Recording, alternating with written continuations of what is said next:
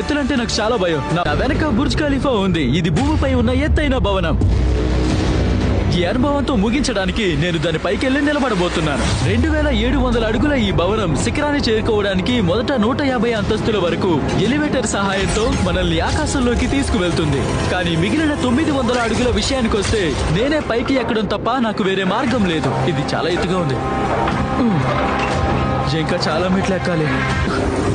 పైకి ఎక్కడం ఇంత కష్టం కాదని నేను చాలా తక్కువ అంచనా వేశాను. ఇప్పటికీ నేను గంట సేపటి నుంచి ఎక్కుతూనే ఉన్నాను, కానీ ఇంకా ఎక్కాల్సింది చాలానే ఉంది.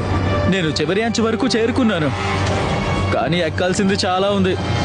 ఇది అయిపోయేలా లేదు. అంచెలంచెలుగా నన్ను నేను ప్రశ్నించుకుంటూ ఉన్నాను, నిజంగా ఇది చేయాలనుకుంటున్నానా లేదా అని. నేను చేస్తానో లేదో. అయిన భవనంపై నిలబడి అనుభవించిన అతి కొద్ది మంది వ్యక్తుల్లో నేను కూడా ఒకరిగా ఉండడానికి ఇది నా క్షణమని నాకు నేను గుర్తు చేసుకున్నాను. నాకు తెలుసు వెనక్కి తగ్గేదే లేదని.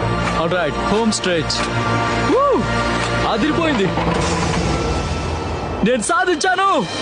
ప్రపంచంలోనే అతి ఎత్తైన భవనం పైన నిలబడ్డాను.